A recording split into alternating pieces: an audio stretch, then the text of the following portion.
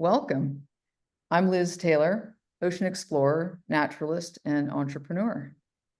And I'm Sylvia Earle. I am an oceanographer, National Geographic explorer, At and large. Ocean Blue, and I'm an ocean elder. Thank you. Thank you, Ocean Elders, for sponsoring this program. Yes, and this is our show, Dive In, where we host informal and open conversations with the ocean community on topics of wonder and interest. We're glad to be back this time and hope that everyone's made some time to get outdoors. As we go through the conversation, please put your questions into the chat, the Q&A box, and we will get through as many of them as we can towards the end of the program. And we'll also have links posted in the chat for additional information. And as we get underway, we want to remind everyone that the world is blue. And today we are so grateful to have Lavinia Currier joining us. Lavinia is a writer, filmmaker, and a lifelong conservationist. She's based in Hawaii on the island of Molokai. And today we'll be talking about her film, particularly about Deep Trouble. And then we're also going to be talking about the situation, dire situation, with her friend and ocean champion, Paul Watson. Our friend too. Our friend too, yeah. So welcome, Lavinia. I'm so happy to be here. Thank you. It's wonderful to have you.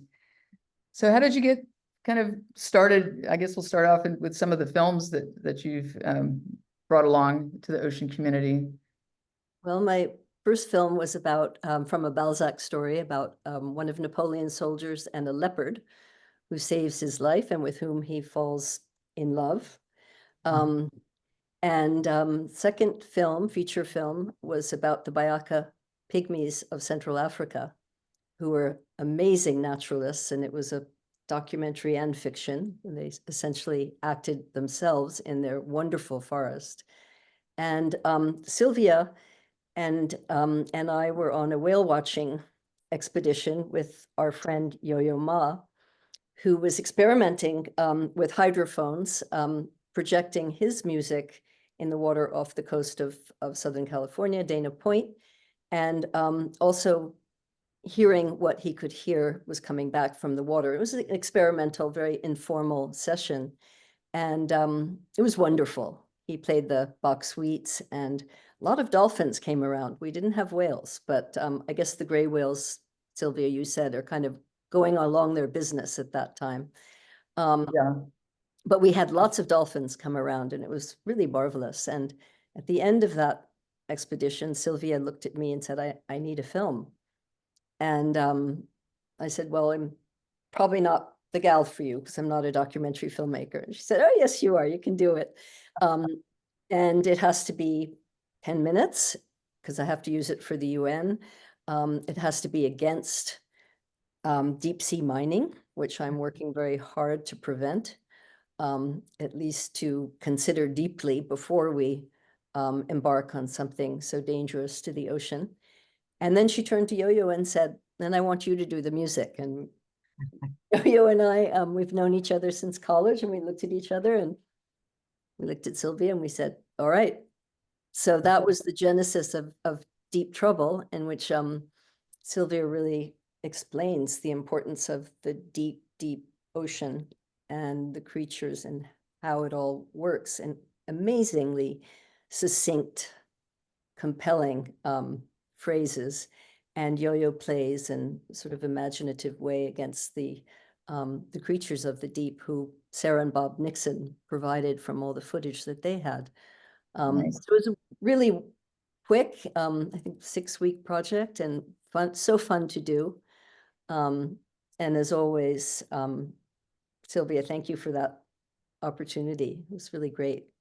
Lavinia, and how did you get to know Paul Watson?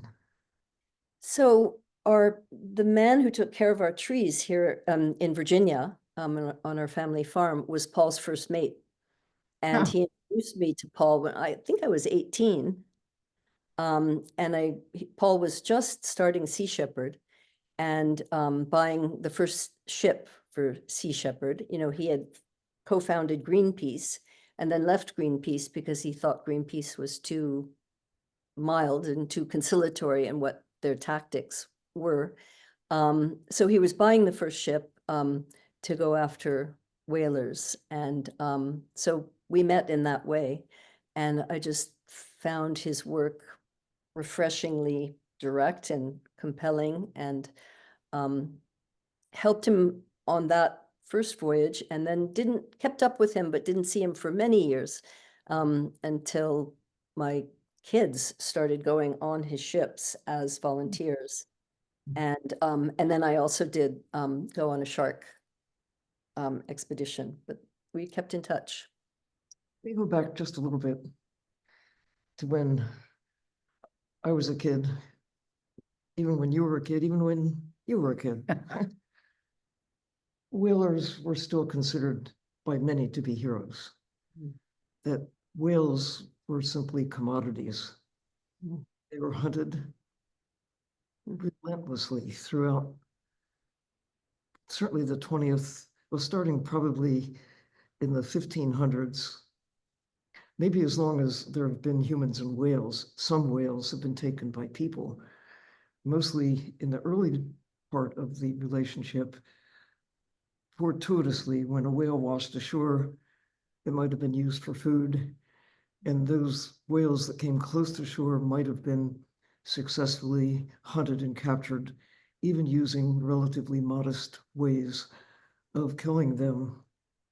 But up until the beginning of the 20th century, we really were still not very good at finding, capturing, and marketing whales on the scale that really took off with the development of the exploding harpoon that made it possible to pretty quickly kill a whale and bring it to the ship without greatly endangering those who were doing the killing. Mm. And actually more whales were taken during the 20th century than during all preceding human history. We got really good at killing them, so good that they were about to simply disappear.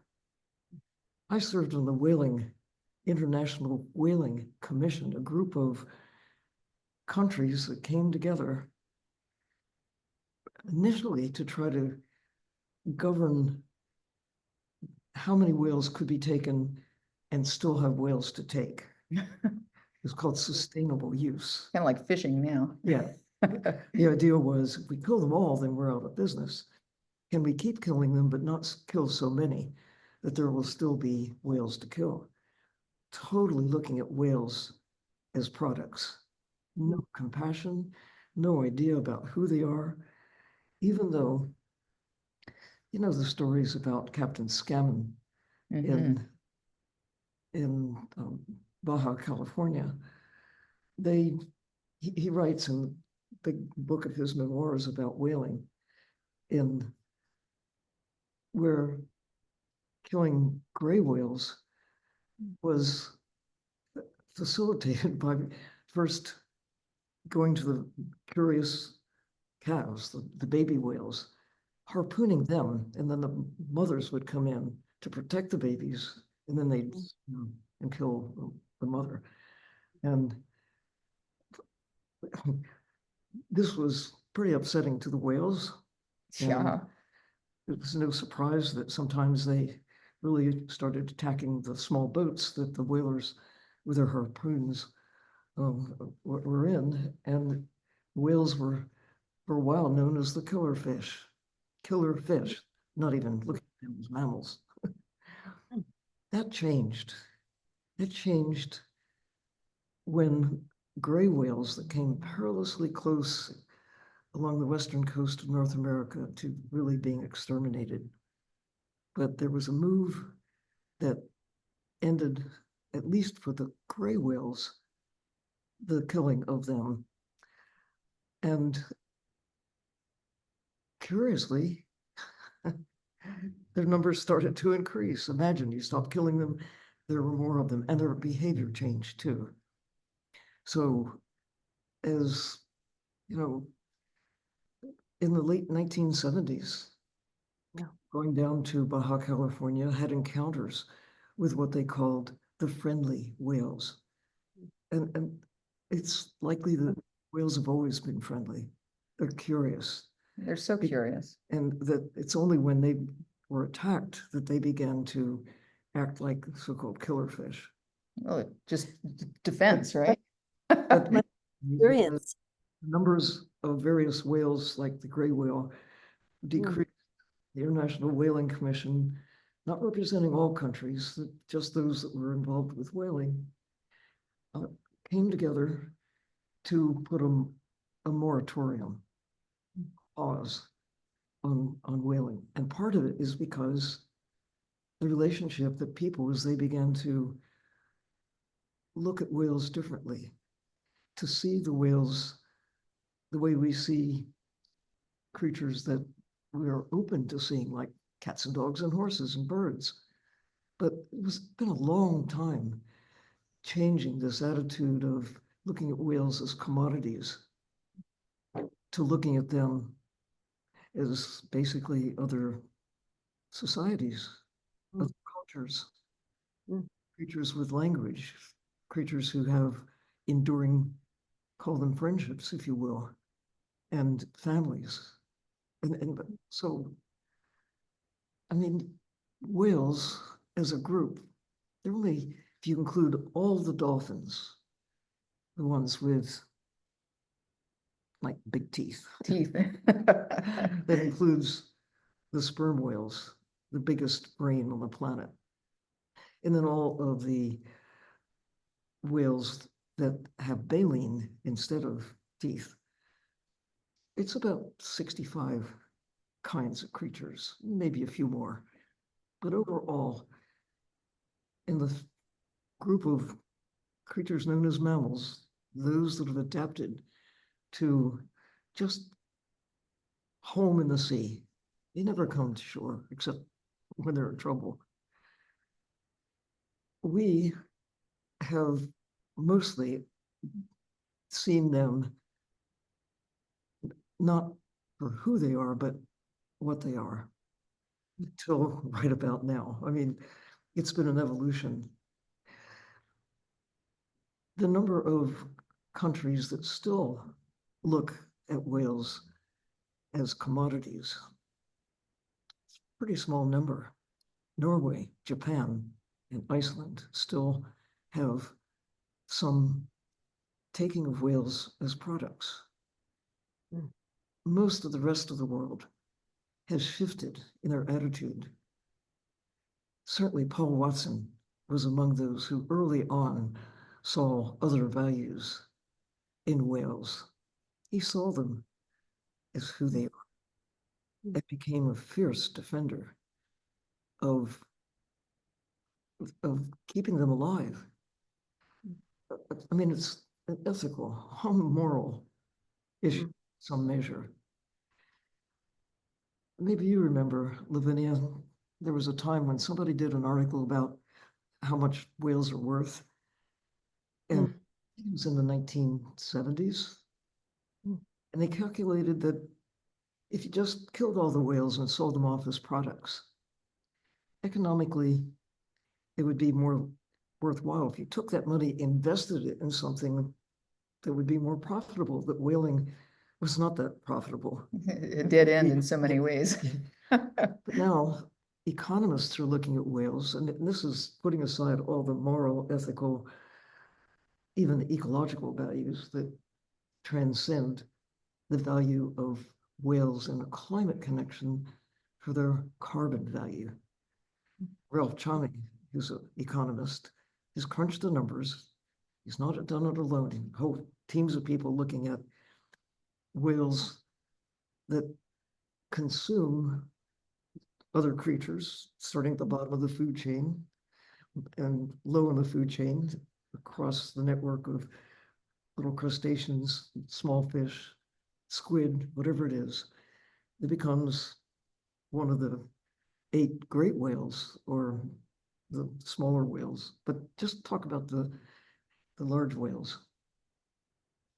He's calculated that the carbon that they hold, coupled with the nutrients that they put back into the ocean, that power the phytoplankton, they capture the carbon, generate oxygen, are so critical just on the economic basis of what is a whale worth to keep alive, because we're concerned about the consequences of capturing carbon and maintaining a stable, habitable climate.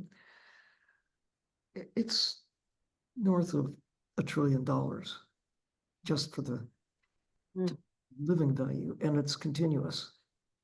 Kill a whale, it's gone. Use it once, it's gone. You can argue whether this is a valuable measure or not.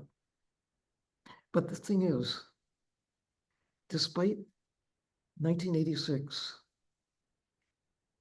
the moratorium that most nations abide by, simply not killing whales.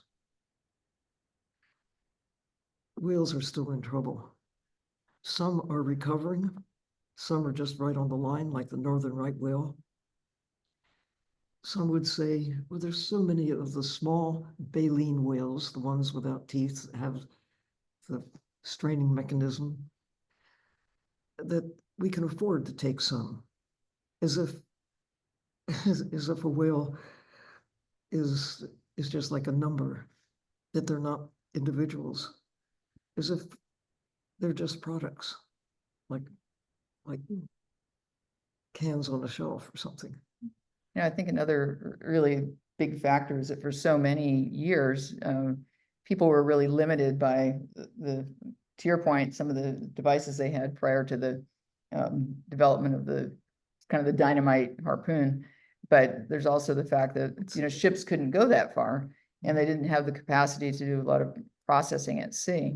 And today, or, you know, even starting probably 20 years ago, 30 years ago, you got the bigger, larger vessels, you know, these big mega ships that could be, you know, hundreds of feet long, that could really go out and just spend a long time at sea collecting, hunting, processing the animals on board, and you know, storing the meat in flash freezers, and really just doing it, just decimating entire genomes of the whales, you know, whole genetic populations. This new factory ship, the Kenge Maru, that the Japanese have launched with one entrepreneur, is enormous and has capacity to store 2,000 whales. And they've said that they will just fish in Japanese water, but clearly they're equipped to go back to the Southern Ocean, where they were held by the International Court of Justice to be in contempt of the whale sanctuary. They were killing whales inside the whale sanctuary. And actually, that's where the incident that Paul is being held in jail now for took place. And he was preventing them from killing whales within a whale sanctuary in the Southern Ocean. So all of this kind of comes together of, you know, why Paul is willing to put himself and his volunteers between the whalers and the whales is really an enforcement issue of what already exists with international law that Sylvia was part of, the moratorium on whaling, and particularly the sanctuaries in the Southern Arctic.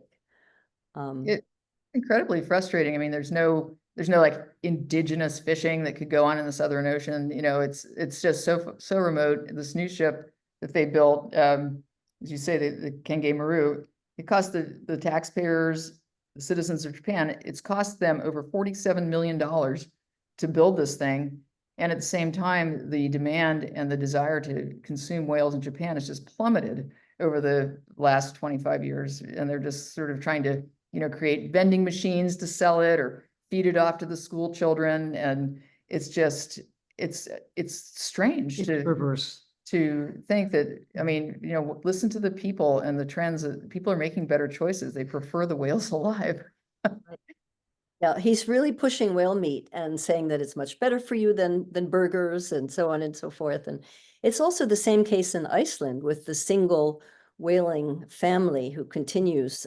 Iceland resolved to stop whaling this year, but there was an exception given to this one whaler whose ships Paul sunk in the harbor in Reykjavik, 1986, I think. And they've sort of resurrected, and they continue to whale even after the country decided that it was time to stop whaling. it keeps going. So it's the individuals who keep it. Yeah, you've got the funding somehow or another, they pull the funding together, but it seems, to your point, it seems really fraudulent for the operators of the Kangaroo to say, oh, we're just gonna stick to the coastal waters, when that vessel has a range of 13,000 kilometers. So it can easily leave those waters, stay gone for a long time, do a lot of damage to whales on the high seas. And that's really the global commons. There's so much push right now for, complete high seas protection for deep sea mining, to protect it from deep sea mining and protect it from this kind of removal of the large ocean wildlife at the expense of everyone. And Sylvia, I wanted to say the first time I became acquainted with whales, I was in high school, and Roger and Katie Payne came before Songs of the Humpback Whale had been published, but they came with the recordings and with some slides of the whales and played them for our school in Vermont. And we were all just gobsmacked. I mean, everybody was so moved, and we hadn't heard anything like that before. And you said that you were in Lahaina in that wind shadow with them. And at that time, as you said, whales were used to being hunted, so they didn't want to approach, they didn't like people. And suddenly, you told me, 4 humpbacks showed up, curious about what you were up to, and you were able to put hydrophones in the water and pick up. And that was the genesis or the beginning of that recording, which I think really transformed the public's feeling about whales. Before we had the sort of fabulous pictures that we have now, we had their songs. And you told me about that incident, and I was very moved by it. Well, the US Navy had been listening to sounds in the sea for decades. And primarily this was looking for sounds, signatures of submarines that might be intruding on US waters, or to basically just patrol by listening ship traffic that might be of concern from a defense standpoint. Acoustic signatures. Yeah, exactly. And Roger and Katie were able to access some of those recordings that were made off Bermuda on the east coast of North America. And were able to really begin the analysis. It was Katie Payne originally, who is a musician, by looking at the graphs of the sounds, just became aware that they really were like songs. They have patterns, consistent patterns. And we've learned so much since then, in the 1970s, the 1980s, with the moratorium on commercial whaling, at least in 1986. And here we are, still killing whales despite the immense new breakthroughs in understanding. I mean, if you just look at it from a commercial standpoint, whale watching has become a major enterprise. Multi-million-dollar. Yeah, whatever. Even in Japan. Yeah, you'd easily make back that $47.4 million spent on that one vessel just through whale watching activities. And Lahaina, which was the great whale killing capital of the world, is now a whale watching, or was a whale watching economy completely. Yeah, I think it will come back that way too. I mean, the humpbacks come there, very predictably, even though sometimes they are coming in bad condition these days from entanglement issues with fishing gear. But they're still there, and people want to see them. They book their vacations just specifically around the time when they are expected to arrive. And I myself have been down in the one of the underwater craters there, and had one of those humpback whales start to sing, and just felt the song just move through my body. And it was the most incredible experience, because it just nothing like it. So. Even when you snorkel off the coast of Molokai, when you have your head 3 feet down in the water and the humpbacks are moving, you hear them, and it feels like they're right there. Well, they are very close. They come very close. Yeah. It's a And concern. I was going to say, Paul Watson had this sort of seminal experience when he was chasing, I think, Soviet whalers off the coast of Oregon. And there were two whales that had been harpooned and were dying. And he writes about this in one of his books. He looks over and the whale looked at him, and they just locked eyes for a period of time. And he knew that the whale was aware that he was not the whaler and that he was protecting the whale. And they kept in eye contact until finally the whale just slowly sunk under the water. And he said that that was the moment that he resolved to do everything he could to protect the whales because of the sentience and the consciousness and the communication of that moment, which was back in the 70s.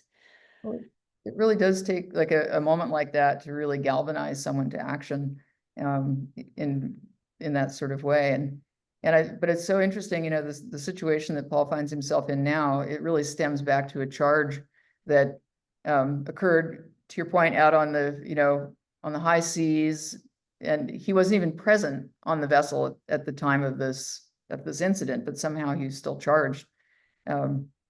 Was he charged because he was ostensibly the operators of the vessel, even though he wasn't physically? He was charged because he was the head of Sea Shepherd, and the vessel, which was in conflict, well, he was 50 miles away, but the vessel was a press boat, which was, they were throwing what their tactic is to throw rancid butter, butyric acid, in bottles onto the deck, which it explodes and the deck becomes very slippery, and the whalers have trouble getting around on their deck. So that's what was going on. And what Paul, his great weapon is, of course, the camera, and Whale Wars was operating at that time. And this particular individual, who claims to have been injured with a blister on his face, was in fact seen in the Whale Wars footage letting tear gas go, and it comes back into his face. So he's trying. It's really a spurious charge. It's a misdemeanor, if anything, to have destroyed property by throwing rancid bottles onto the deck. But this persists 12 years later, and Sylvia came forth the last time Paul was charged with this a decade ago. And Paul floated under a Japanese red alert for a year at sea in a boat where he was put off on little sandy atolls where they went and refueled in the South Pacific or wherever. And finally, with the help of Secretary John Kerry, we persuaded the US government to let him back into the country a year later. And this, we thought, went away. The red alert seemed to have been dropped. The Japanese, in fact, were charged with violating the Southern Whale Sanctuary, and they reacted by leaving the IWC and saying, we'll just not abide by those rules because we're not part of the IWC anymore. But they were, in fact, found guilty of violating, as I said. So these charges have come back again a decade later. I mean, there would be, you know, statute of limitations, other things that would be normal, and even in Denmark, you know, these kinds of activities aren't even considered to be like a major crime of any kind, are they? It's kind of if it happened in Danish water, it would have been a misdemeanor, and he would have been fined something like 1,200 kroners, nominal fee, a few $100s. Yeah. And so it's clearly, it's a politically motivated, you know, Captain Paul Watson embarrassed the Japanese in their whaling, and they're determined to punish him. And the Denmark and Japan have very important economic relationships. I think Denmark is providing a lot of windmills to Japan. It's very big on windmill production. And there's some very important economic ties going on, and they have a extradition treaty. So there's a lot of political complexity to the relationship. And Denmark seems to be dragging out the decision of whether to extradite Paul or not, because if they do extradite him, not only will Sylvia be on the war path, but 800,000 people have signed a petition and President Macron of Spain and Jane Goodall have come forward. I mean, so many people have said this man should be treated as a hero, not as a criminal. Yeah, You know, he's not out there killing people. Yeah. Protecting creatures who are innocent of our politics, innocent of anything that we care about. And they precede humankind by millions of years. They, if anyone has a right to be in the ocean, should be the whales, not humans. Of course, we're relative newcomers on these ancient systems that together have created a planet that is favorable to us. We have waged war on nature, and it just sort of comes into focus when we look at intelligent animals who mean us no harm. This family of marine mammals are cousins. And we have just reached a level of maturity where we're really beginning to see them as something other than just products. Yeah. I mean,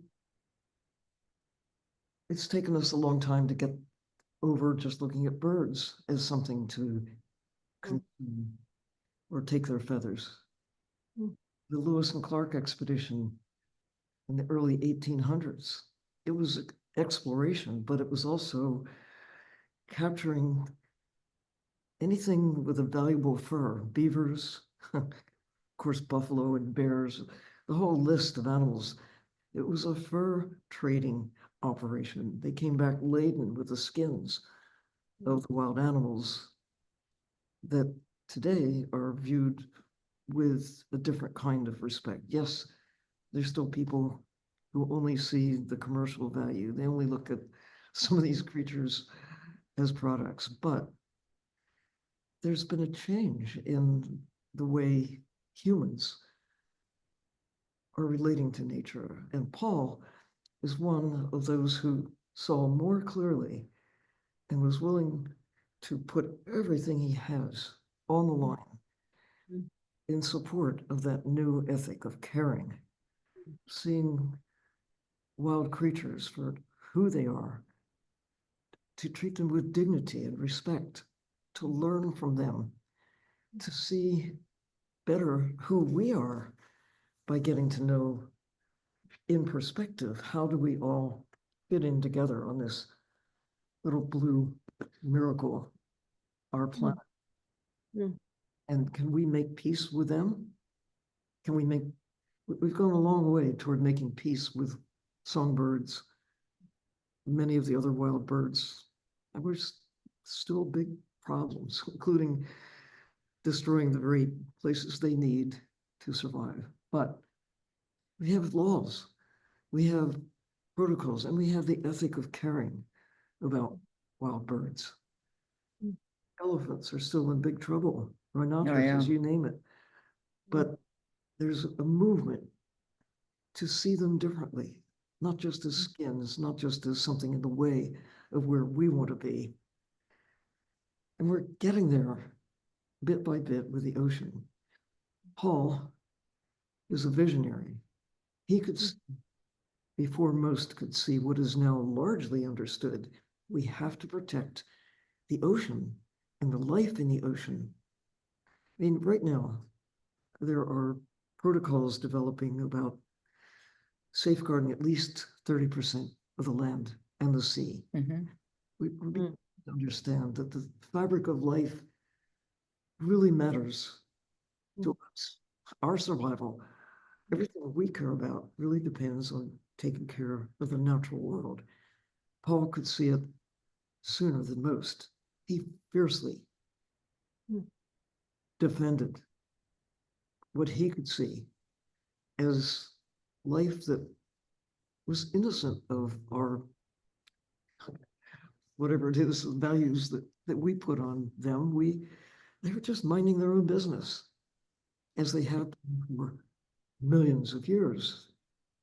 They don't have any conflict with us, but we certainly have taken upon ourselves to go from huge populations of fin whales, sperm whales, humpback whales, Minkies.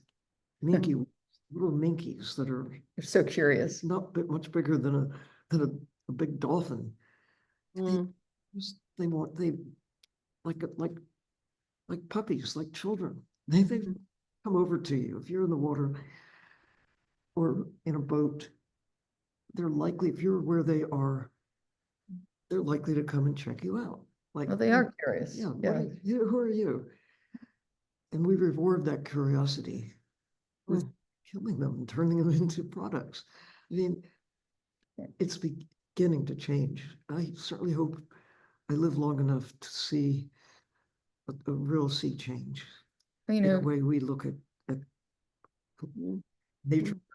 in order for these countries to really reach that 30% goal, it would help just enormously just to, get through this protection of the high seas. It's that global commons. It really does deserve the protection. Half the world. Half the world, and in one fell swoop, you could put it off limits to commercial extraction of all kinds, fishing, mining, and so forth. And it would just do an enormous amount of good to bring that kind of stability. Because these whales, they migrate all over the place. We have, tuna and other big fish that are kind of these big ocean creatures, and they migrate just like birds migrate across the land. But it would just really be helpful to get that one goal in place, and then from there just start to really increase actual protection. I know you were at a conference, was it in Greece? And they made a big to-do about they were going to stop trawling in the marine protected area. Yeah. And you're kind of wondering, That's what? the thing, you designate these marine protected areas, but there's no enforcement. Correct. And the ocean is considered the wild, wild west, and you do what you want, and ships fly under random flags and have no accountability to even the countries that whose flags they fly. Yeah. But Lavinia, what do you see is the way that we might help Paul in his current situation? Is I understand that there's been a pause on extraditing him to Japan. That means leaving where he is right now and being sent to the authorities in Japan. They would not be kind to him for sure. Well, I mean, we've even. If Paul is sent to Japan, there's a chance that he'll never reemerge. He's 73. The minimum sentence for what the Japanese call this incident that we discussed is 15 years. And in Japan, the legal system is such that you're guilty until proven innocent. It's very different. And they just extract confessions from people until they break down and do a plea bargain or something to leave. So it's very, very serious. Paul does not think that Denmark will extradite him, but there's no proof that they won't. But he thinks that they're going to delay and delay and delay and keep him in Greenland in the prison where he is now, quasi indefinitely, so that no decision needs to be made and nobody's offended on the Japanese side and no one's offended on his supporter side. That seems to be, he's had 4 hearings and another one comes up tomorrow. Oh, wow. So people. Yep. Each time he's had a hearing, they've extended for a month. And I went to the last hearing, which was 3+ weeks ago in Greenland. And it's quite an experience because it was a raging snowstorm, 9 in the morning, pitch black, and we all sort of crowded into this very nice looking room, and Paul was brought in handcuffs and unhandcuffed. I mean, this completely pacifistic man was brought in like a common criminal. The Danish lawyers were unable to come because of the snowstorm, but the prosecutor was there. And it was like a kangaroo court. She was bringing out cases of domestic abuse and reckless endangerment and all kinds of things that had no bearing whatsoever. And then essentially his jail time was extended another month. So this comes up again tomorrow. We can hope that he's released, but it's more likely that it will just be extended again. So I think what we can do is, if anybody knows prominent scientists or celebrities or people in Denmark who can speak out on his behalf, would be really helpful. Yeah. Because we don't have a lot of press in Denmark. There've been a couple of things since he was arrested in July. There've been a couple of articles on the legal side in Politiken, but there hasn't been a lot of press or a lot of outcry in Denmark about his case. And of course, part of the reason is because he's over in Greenland, Mhm. which is hard to get to, remote and somewhat anonymous. So that's been one of the obstacles, is getting people in Denmark to realize that their country really does not want to be allied with Japan on the wrong side of the whales. Do you think a lot of it's to do, because of sort of joint fishing interests or fishing treaties of some kind? Do you think it's really ties back to the extraction of ocean wildlife, that they're both trying to sort of play nice on that front? Or Yeah, there are many economic ties, fishing and windmills, and it's a very important trading partner. and, Yeah. and there's also some thought or discussion around just the fact that, Paul's basic human rights may actually be being violated right now through the way he's receiving treatment, without any access or, visitation from his own family, or access to anything but an occasional phone call, right?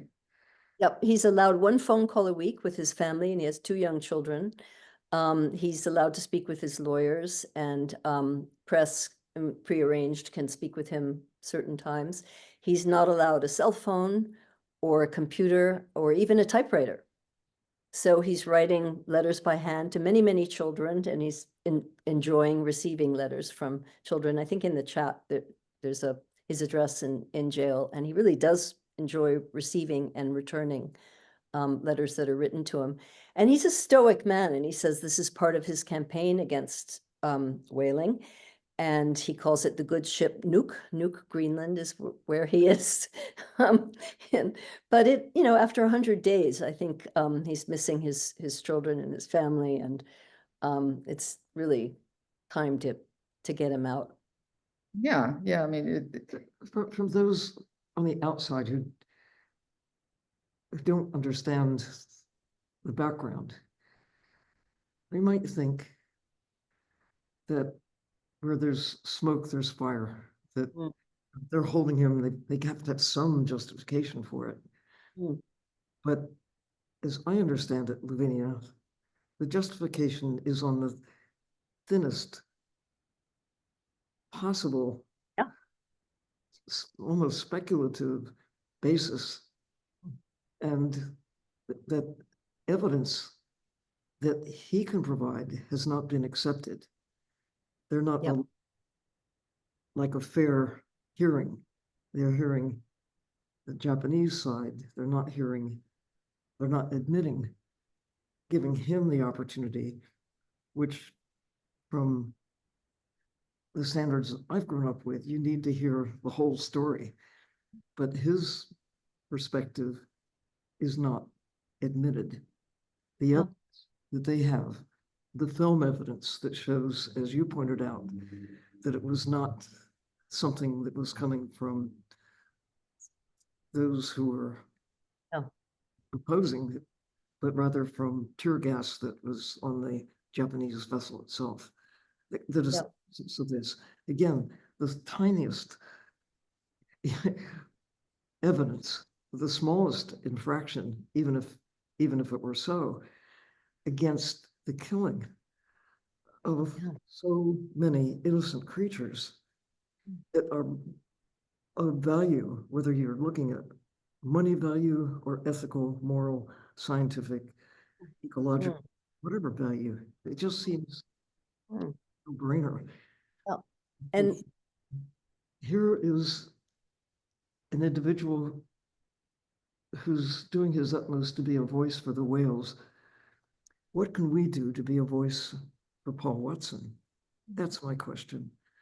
And if anybody has answers or thoughts about yes, we can be supportive, we can write to him. We can do what we're doing right now. do our Talking best about to- it, yeah. Talk about it, inspire the people to keep talking about it. 'cause- The ocean elders have crafted a letter signed by a great majority of the ocean elders, Mm. support the release of Paul Watson and give him back to the world. Mm. It's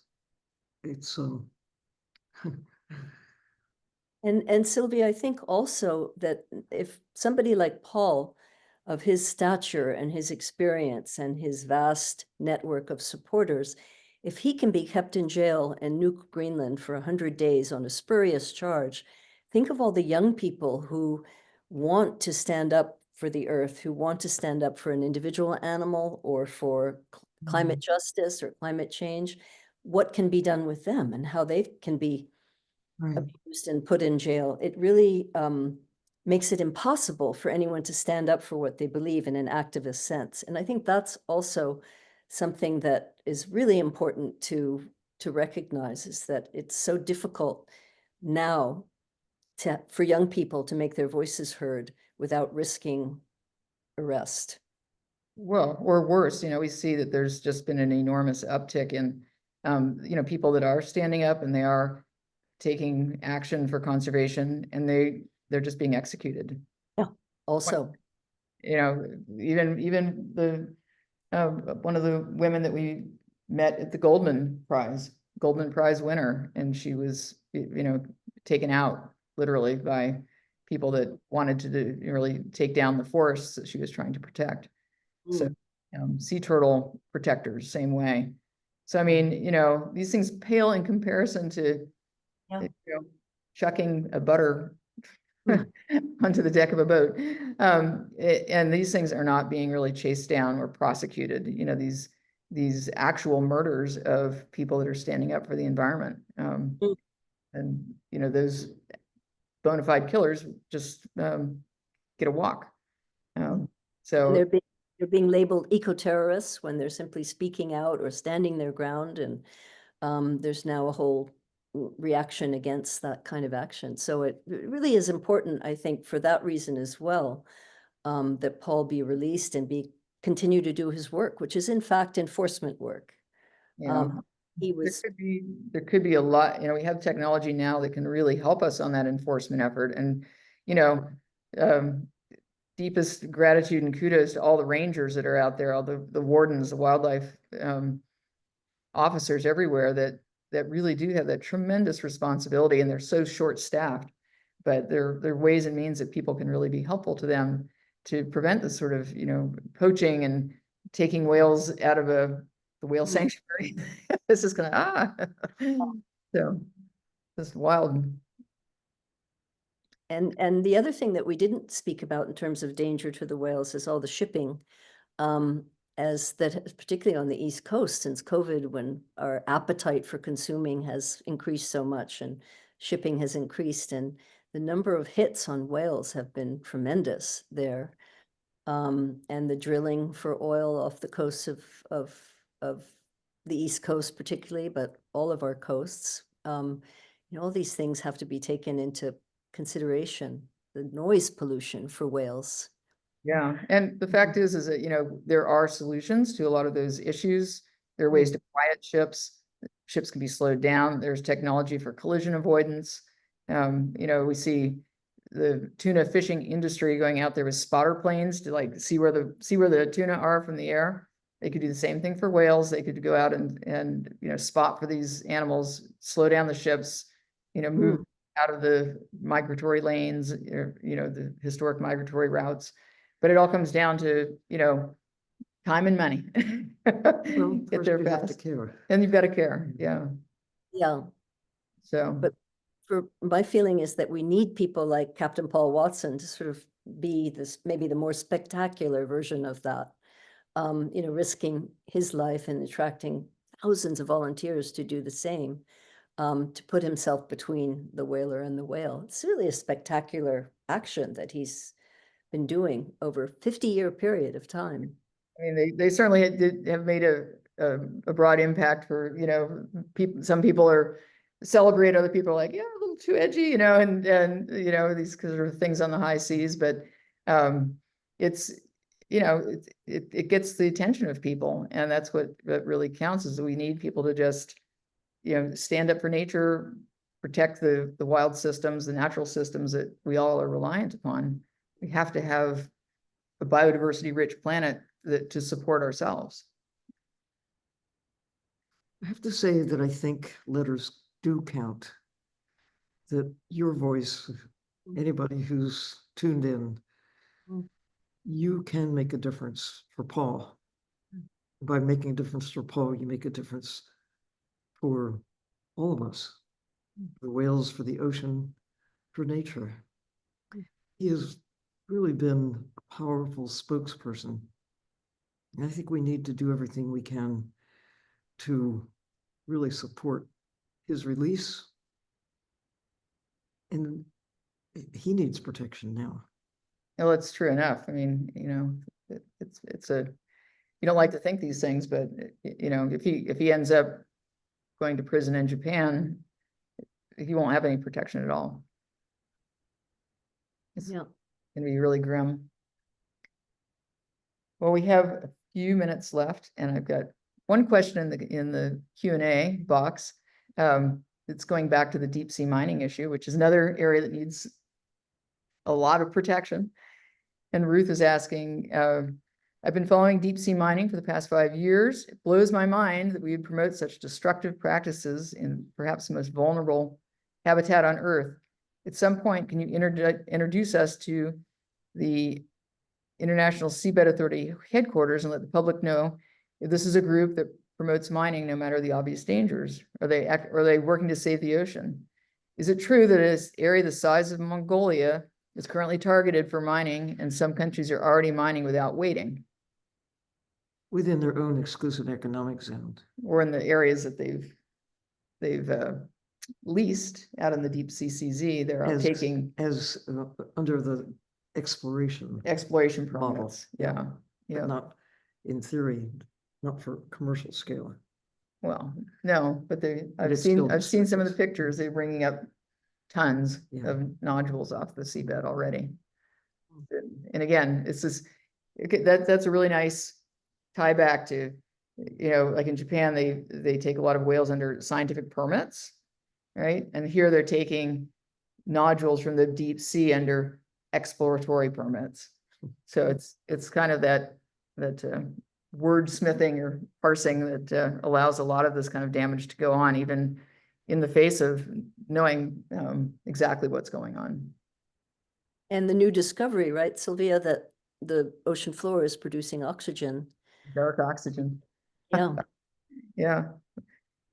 We were out there with the University of Hawaii with Dr. Sweet when he was deploying those landers that were, you know, collecting the information that showed that was occurring. So it's really interesting work, and we hope to see him receive more funding to go out and, you know, learn more about that. So all this time, we didn't know that in the deep sea, around these beds of manganese nodules, a process likely to be something like an electrolysis, splitting carbon, the hydrogen and oxygen into its components, releasing the oxygen from water. This could possibly go on? I mean, how little we know of the ocean, how much more there is to understand. But it's at risk if we just have this single-minded, like looking at a whale, just as pounds of meat and barrels of oil. Product. How much are we worth? Yeah. Oh, we got a couple more questions coming in. Someone is asking, why hasn't the U.S. Department of State become involved in Paul's release effort? They have. In Denmark, the consulate has been very active, and here in the U.S. in Washington, we appealed to Department of State, and they responded very positively. I think that Japan and Denmark are in this stance, and in effect, they have not taken the U.S. position into account as Mm. quickly as we hope. The US has been responsive and quite good. We have one more question. What celebrities are best perceived in Denmark? I think Good question. I want to know that. You know, who can we appeal to who will have an impact in Denmark? That's a question for people here who are listening. We really need to find those people. I think we do too. And we have another deep sea mining question. Can the efforts of the International Seabed Authority be trusted? They seem very active in recruiting researchers to undertake studies. I think we have a little bit better chance now. We have a new director there, correct?